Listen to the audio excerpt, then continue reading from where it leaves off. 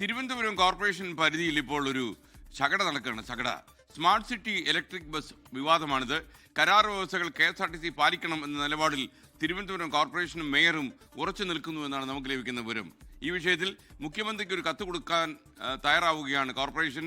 മുൻ ഭരണസമിതിയുടെ കാലത്തും ഇതേ വിഷയം ഉന്നയിച്ച് തദ്ദേശ മന്ത്രി MP രാജേഷിന് കോർപ്പറേഷൻ കത്ത് നൽകിയിരുന്നതായി സൂചനയുണ്ട്. എന്നാൽ തുടർ നടപടികളൊന്നും വന്നിരുന്നില്ല. Good morning. സൂചിപ്പിച്ചതുപോലെ ഈ വിവാദം കഴിഞ്ഞ ദിവസം മേയർ VV രാജേഷിന്റെ മറുപടിയോടുകൂടി ഒരുപക്ഷെ ഇത് അവസാനിച്ചു എന്നാണ് മനസ്സിലാക്കിയിരുന്നത്. പക്ഷേ ആ നിലപാടിൽ ഉറച്ചു നിൽക്കുന്നു കോർപ്പറേഷൻ എന്നുള്ളതാണ് ഇപ്പോഴും അറിയുന്നത്. തിരുവനന്തപുരം നഗരസഭയിലെ സ്മാർട്ട് സിറ്റി ഇലക്ട്രിക് ബസ്സുകളുമായി ബന്ധപ്പെട്ട് ഉടലെടുത്ത വിവാദമാണ്. BJPയുടെ നേതൃത്വത്തിലെ പുതിയ ഭരണസമിതി അധികാരത്തിൽ വന്നതിന് ശേഷം മേയർ VV രാജേഷാണ് ഈ ആവശ്യം മുന്നോട്ട് വെച്ചത്. അതായത് ഈ സ്മാർട്ട് സിറ്റി കരാർ വ്യവസ്ഥകൾ കൃത്യമായി പാലിക്കണം, നഗരപരിധിക്കുള്ളിൽ ഈ സ്മാർട്ട് സിറ്റി ബസ്സുകൾ ഓടണം, പീക്ക് സമയത്ത് നഗരപരിധിക്കുള്ളിലും, അതായത് തിരക്കുള്ള സമയം നഗരപരിധിക്കുള്ളിലും അതല്ലാത്ത സമയം ഔട്ടർ റീജിയണിലും ഓടണം എന്നുള്ളതാണ് ഈ കരാർ വ്യവസ്ഥയിലുള്ളത്. ഒപ്പം ഈ ടിക്കറ്റ് വരുമാനത്തിൻ്റെ 30% കോർപ്പറേഷന് നൽകണമെന്നടക്കം കരാർ വ്യവസ്ഥയിലുണ്ട്.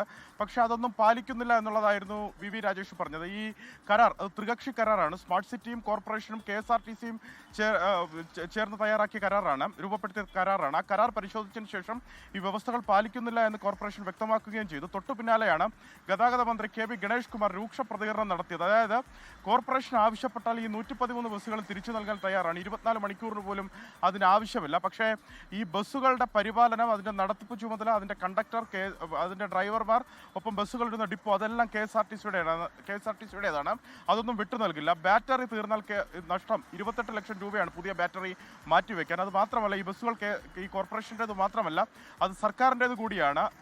ഏതാണ്ട് 500 കോടി രൂപ സർക്കാരാണ് ഈ ബസ്സുകൾ വാങ്ങാൻ നൽകിയതെന്നടക്കമാണ് മന്ത്രി ഗണേഷ് കുമാർ നൽകിയത്. അതിനു പിന്നാലെ VV രാജേഷ് പറഞ്ഞത് തൽക്കാലം കോർപ്പറേഷൻ ഈ ബസ്സുകൾ തിരിച്ചെടുക്കാൻ ഉദ്ദേശിക്കുന്നില്ല എന്നുള്ളതാണ്.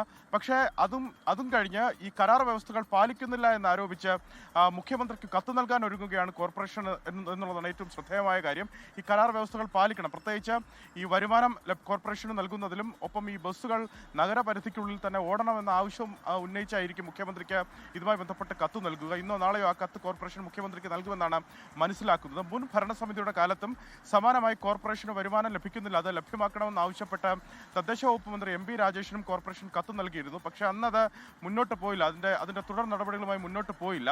പക്ഷേ ഇപ്രാവശ്യം ഈ കത്തും അല്ലെങ്കിൽ ഈ വിവാദത്തിൻ്റെയൊക്കെ പശ്ചാത്തലത്തിൽ എന്ത് തീരുമാനം സർക്കാർ കൈക്കൊള്ളുമെന്നത് ശ്രദ്ധേയമാണ്.